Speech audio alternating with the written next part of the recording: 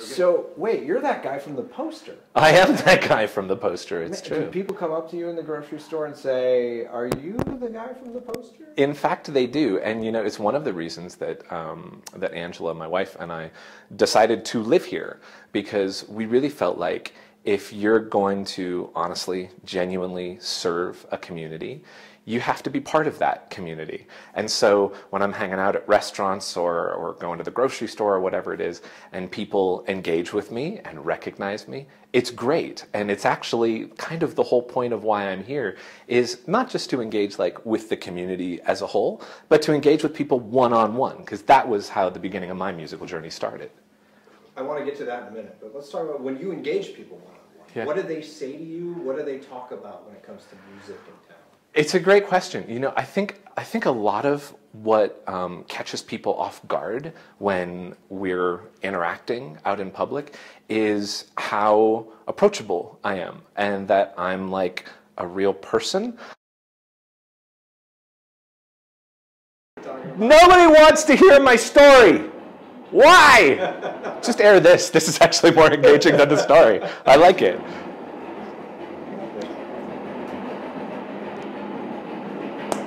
Oh yeah, mine's good. No, it's on.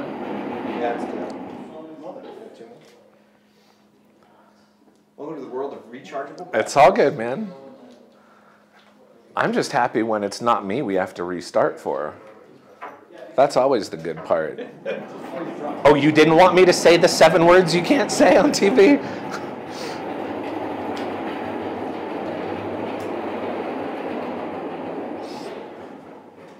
Many people This is still low too, Tom. consider me the George Carlin of classical musicians. So.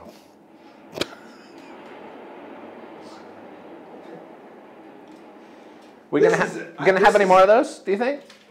This is breezy. Apparently, it's time to. How are those? Still 1 bar. Okay, let's try these. We'll just start throwing batteries.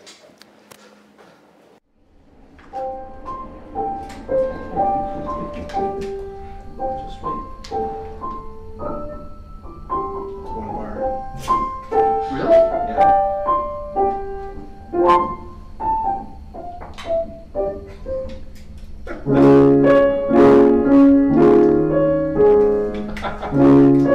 I can go, there's 12 keys, I can go all day. There we go. 1 bar.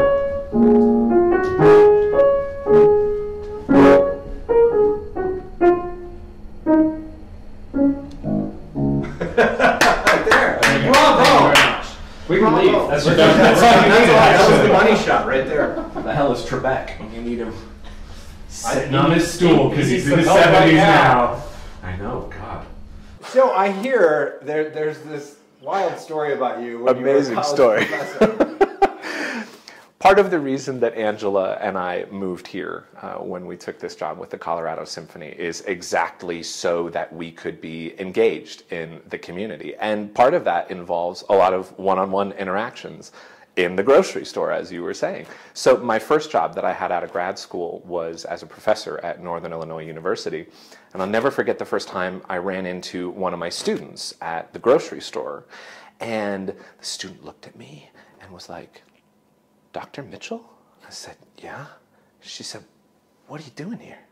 And I said, "Shopping for groceries. What are you doing here?" And I think it's one of those things where we see people in one light. You know, I get considered as a classical musician, and that's a very kind of, you know, buttoned up kind of field to be in.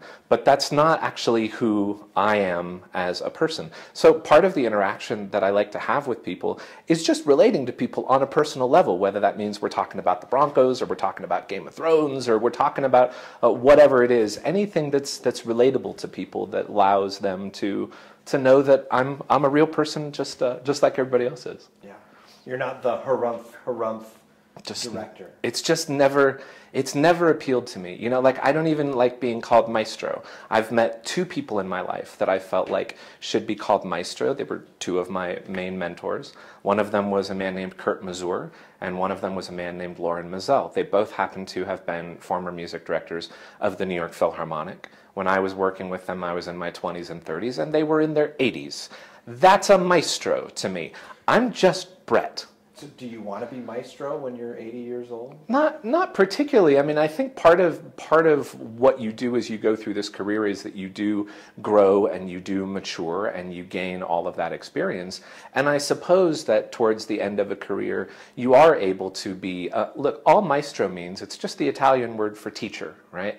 And the older you get, the further along in the career you get, the more you can teach the people that you're working with. But that's not ever the thing that I aspire to. The thing that I aspire to is the next rehearsal and the next performance and working with my colleagues, because that's really what they are. I used to tell my young conducting students, if you ever feel yourself getting a big head after a performance, just remember two things. Number one, of all the sounds that happened tonight, you didn't invent any of them. That was the composer. And number two, you didn't actually produce any of them. That was the orchestra.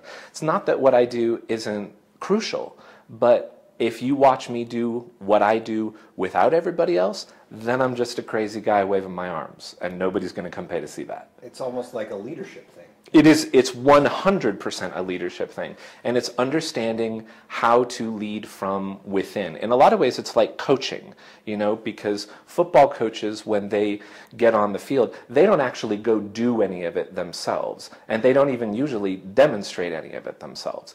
But what they are responsible for is the big picture. It's making sure that everybody on stage or on the field knows what their individual responsibilities are and how that relates to the greater good that we're trying to do, whether it's win a football game or play a Mahler symphony. I want to go back to the conversation we were having about meeting people one-on-one in public. Yeah. And say you're sitting at Denver Beer Co. Yeah. And someone walks up to you and says, hey, you're that guy with Yeah. the baton and the poster. What does that whole thing mean? Yeah. Or they walk up to you and they know you and they've seen you do this before. Sure. What did they say to you? What's the conversation that they have with you?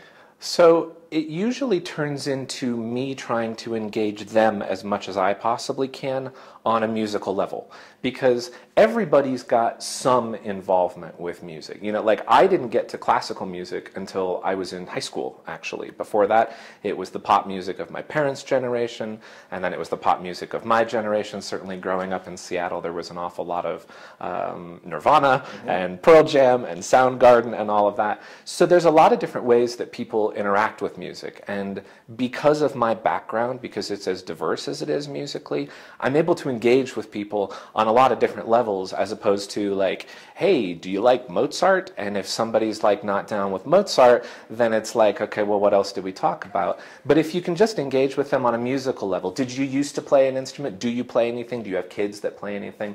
That's the kind of thing that I like to engage with people about. I think of that moment in Mr. Holland's Opus. Yeah, for sure. When he plays, what is that, Lover's Concerto? Yeah. And kind of ties it all together. Do you Yeah. ever have a moment like that with people where they're like, oh, that's cool. I didn't know that was music theory from the Yeah, 15 sure, years. of course. And in fact, you know, the way that I tell this anecdote quite a lot, but it's a great illustration of why I do what I do. When I was 3 years old, I heard this song on the radio, and I really wanted to play it for the caretaker that I used to stay with. I didn't go to preschool, I had a caretaker. And so my mom and I took this little Fisher-Price record player that I had and the record of the song, which my mom told me we had, and we took it over to my caretaker's house. And I made us all sit there together in the living room in early 1980s Seattle, and we all listened to Barry Manilow's Mandy. So it's a cute story, but really what it's about is the exact same thing I do now, which is I find music that I love, and then I try to share it with people. And whether that's a couple people in a Seattle living room in the early 80s or a couple thousand people here at Betcher Concert Hall in Denver in 2018, doesn't really matter to me. And there's, again, because of the diversity of my musical background, I'm able to relate, you know, things from the classical repertoire that have been used in pop repertoire. If you like Eleanor Rigby, by the Beatles, right? That's done for double string quartet and one singer. And what a lot of people don't know is that the first violinist in that double string quartet was Itzhak Perlman, who's one of the most famous classical musicians alive. So there's always ways to get people in and to get people engaged, including a lot of ways that I think most people don't necessarily think of in their day-to-day lives. So classical music, Yeah. orchestral music has a reputation of kind of being, like you were saying, when people think of a conductor, they think of a Yeah. harumph. Yeah.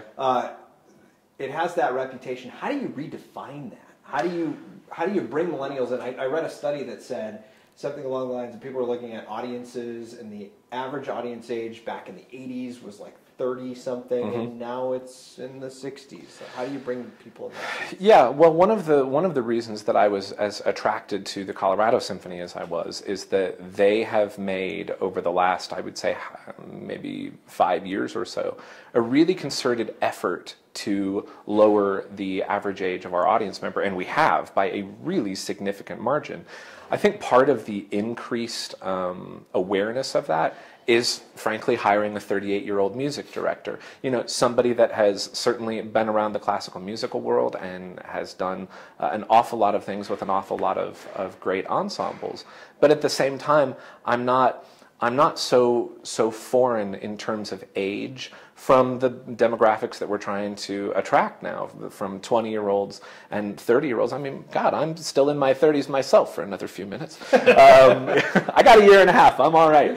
But I think that's really part of how we do it, is by having a younger face to the organization, and by having that face be a real, actual, honest-to-God person, as opposed to, like, I've never felt the need to put on airs. Like, I don't get what that would buy me. That's not buying me credibility with anybody. It's just making people think that you're, you know, somehow other than. And I'm very much not other than. I'm very much just like everybody else. I get excited about the same TV shows that come back. When Beyonce releases a new record, I'm like the first in line too. I think those are all great things, and it's that level of relatability that I think is going to help increasing the millennial audience.